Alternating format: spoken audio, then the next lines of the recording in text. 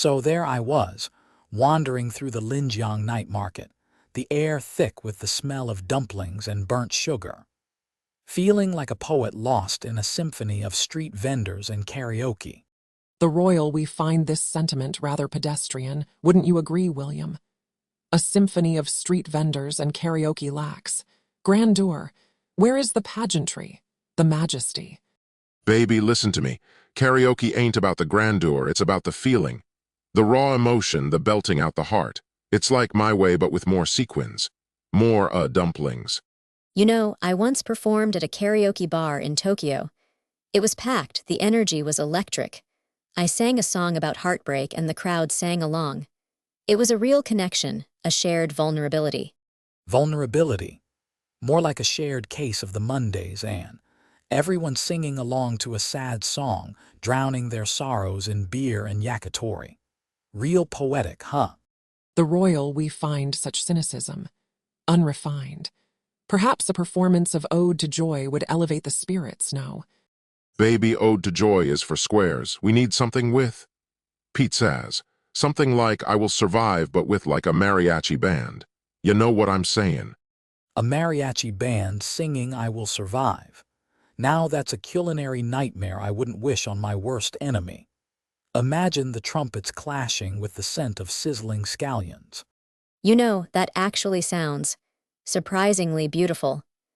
A collision of cultures, a fusion of sounds, it could be a masterpiece of unexpected harmony. The Royal, we must confess, baby Francis, your ideas sometimes possess a certain audacious charm. Perhaps a demonstration is in order. Baby, you got it. This is gonna be a showstopper. Get ready for the Mariachi Survivor.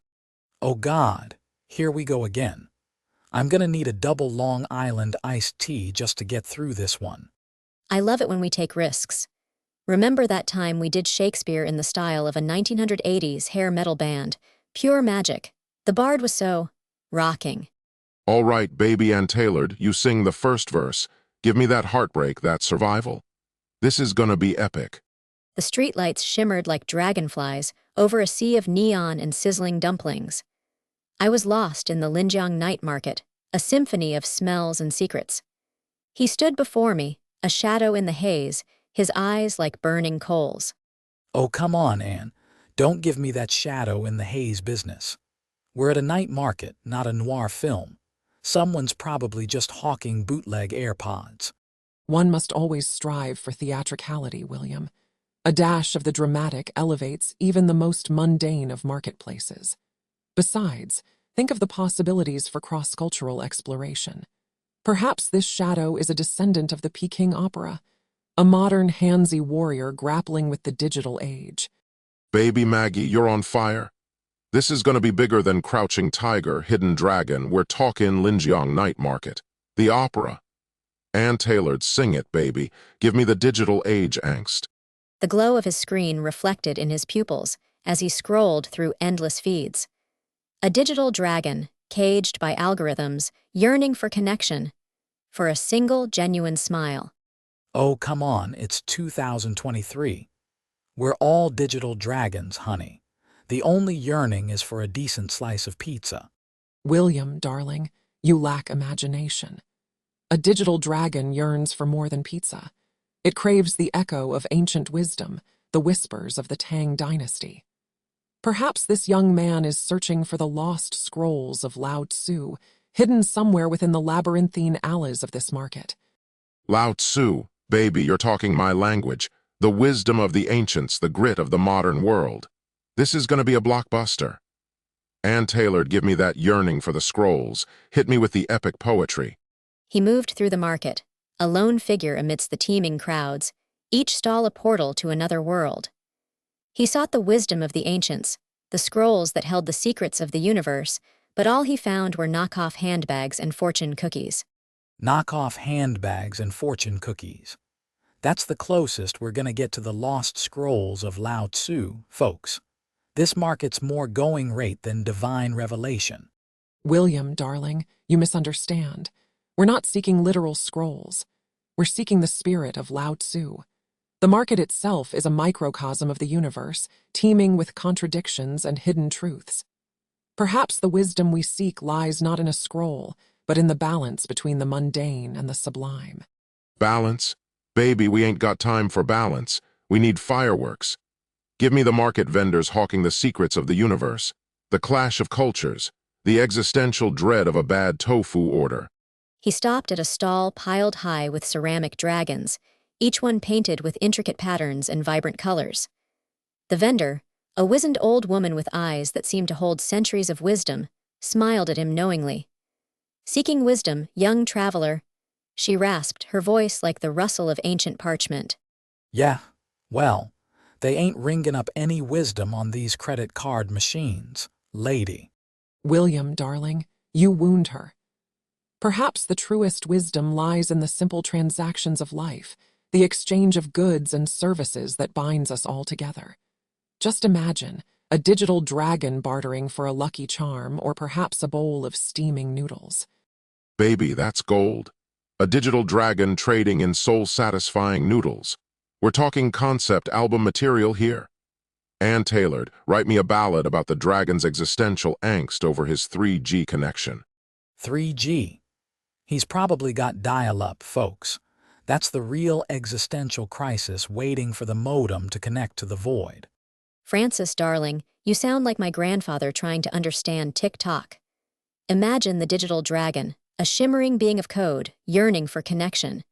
He downloads an app, Soul Noodles, hoping to find answers in the digital broth. But instead, he's bombarded with ads for dragon-scale armor and fire insurance. Is this the void he seeks? William, darling, your cynicism is as predictable as the sunrise. But perhaps, dear Francis, there lies a market opportunity in this digital void. A niche for authentic, undiluted dragon experiences. Imagine a subscription service for dragon dreamscapes, curated by myself, of course. Each week, a new virtual journey into the heart of the digital dragon's soul. Yeah, and the monthly fee is a dragon's hoard, right? You know, the kind they hoard in their digital wallets. Like, who even has a digital wallet anymore? Isn't that just an app on your phone? Baby, you're missing the point. It's not about the apps, it's about the experience. We're talking digital dragons soaring through virtual clouds, chewing on bits and bytes. The possibilities are endless. Ann Tailored, we need a montage. Dragons flying through neon-lit skies, raining down fire emoji on unsuspecting avatars.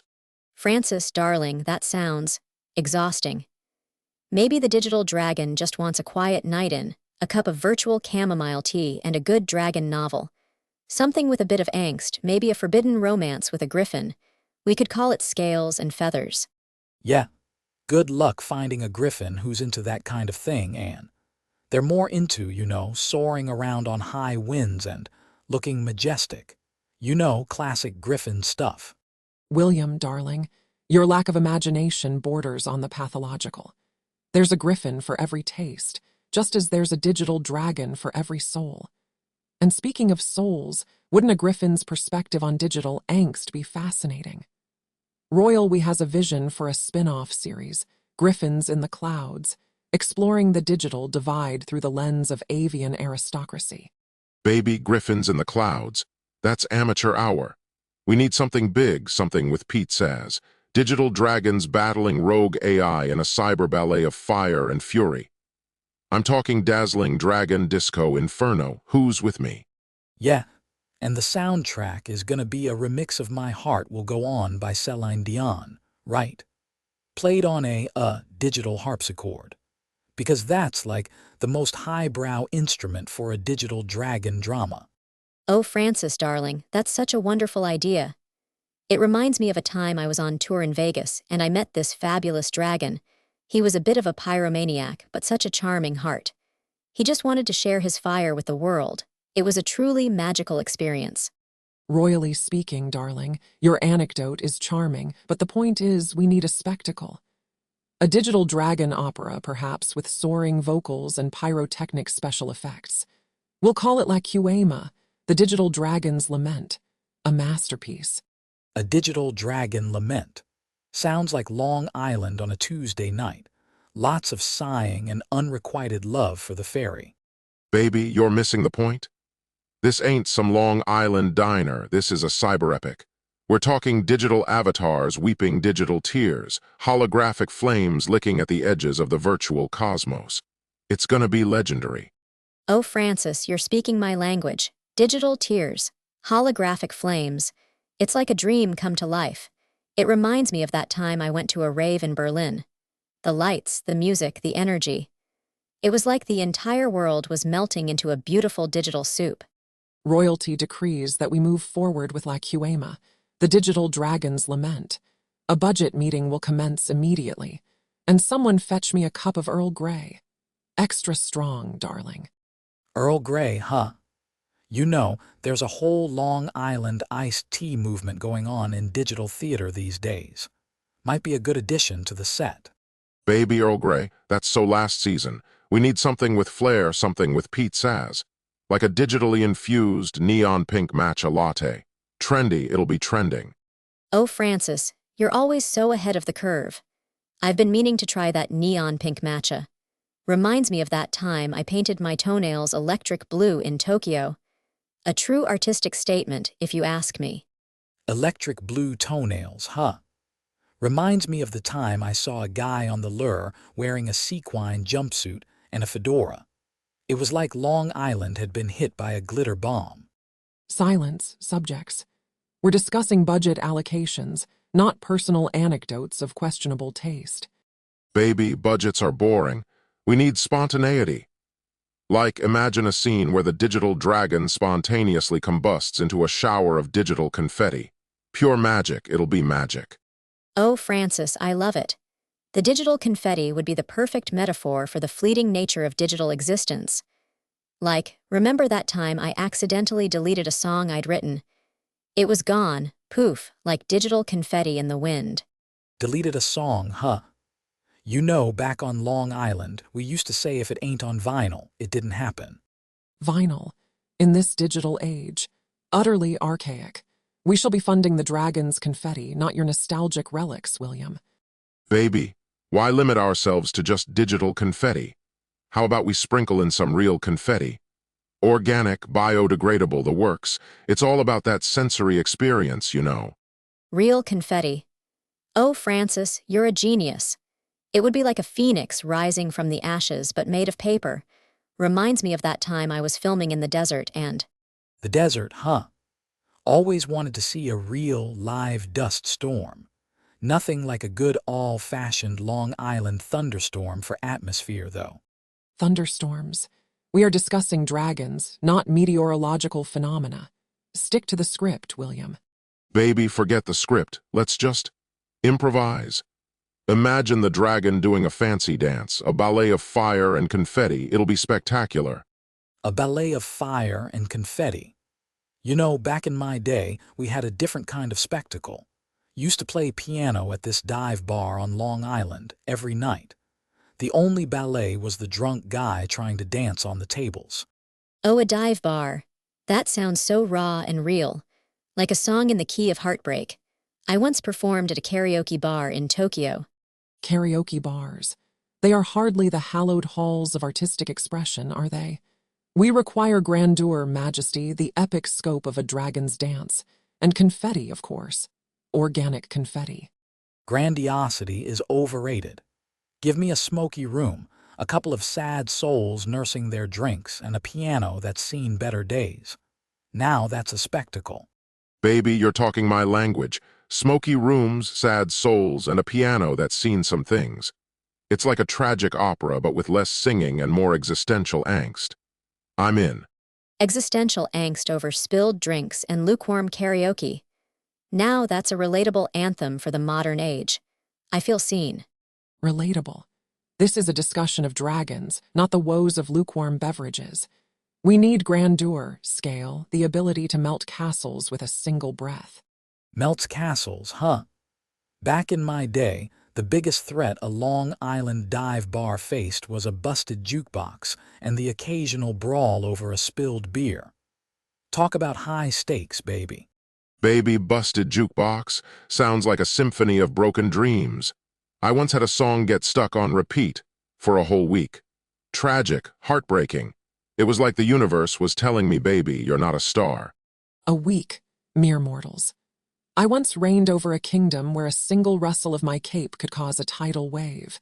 A week was but a blink in my eternal reign. Tidal waves, huh? Try a Long Island rainstorm.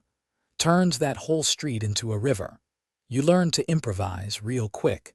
Tidal waves and rainstorms, both metaphors for the overwhelming force of emotions, the way a single drop can turn into a torrent, overwhelming everything in its path.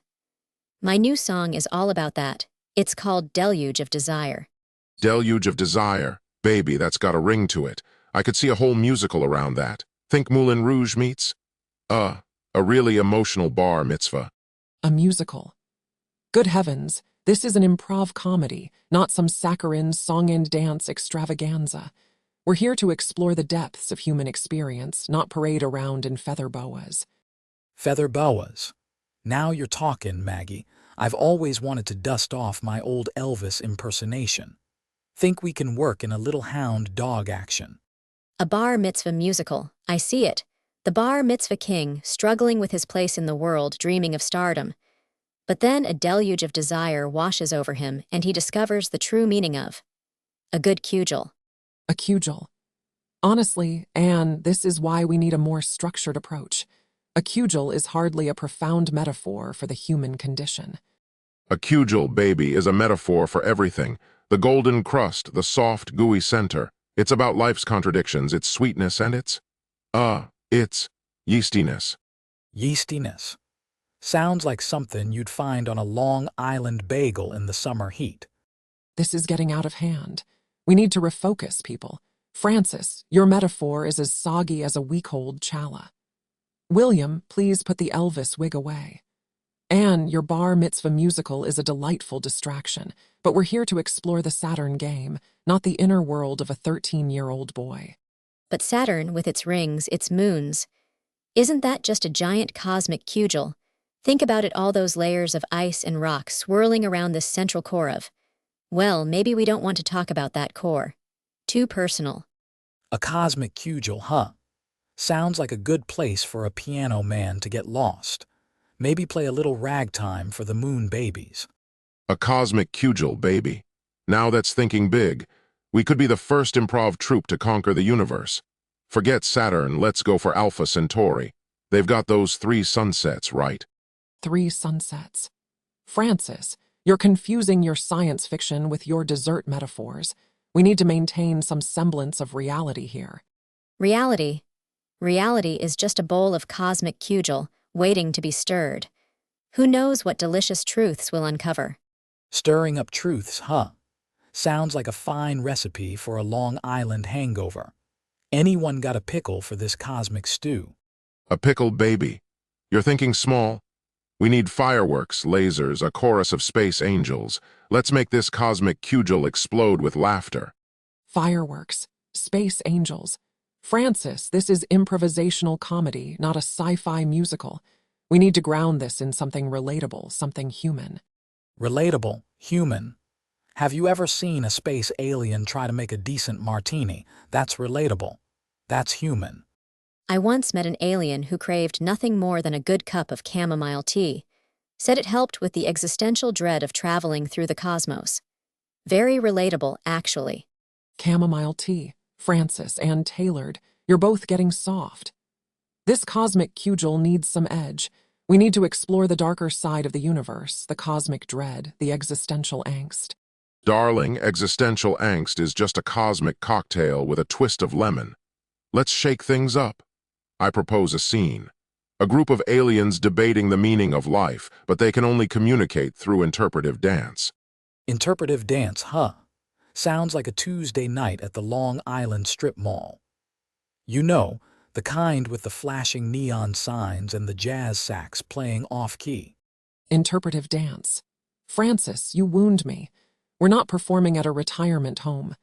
This needs to be edgy, chaotic, something that will make the audience question the very fabric of reality. I know. What if we have an alien break into a karaoke session, belting out a heartbreaking ballad about a lost love back on their home planet? It could be a cosmic power ballad about the loneliness of the stars. A power ballad. I once saw a guy at a karaoke bar on Ocean Avenue belt out my way in Klingon. It was something. Klingon, please, darling. We need to up the ante. This alien karaoke needs to be in a language no one understands, a symphony of unintelligible sounds that pierce the very soul. Think, whale song, cosmic whale song. Whale song. Darling, I'm game, but let's make it a duet. The cosmic whale song needs a backup singer, a mischievous, spacefaring squirrel. Yes, a squirrel in a tiny spacesuit. A squirrel in a spacesuit. Now you're talking. Kinda reminds me of that time I saw a possum wearing a tiny Yankees hat in my backyard on Long Island. Real cosmic that one was. Oh, that's so sweet. And then the squirrel, he'd start breakdancing. A cosmic breakdancing squirrel, singing along to the whale's song. It would be the most beautiful, heartbreaking tragedy the universe has ever seen.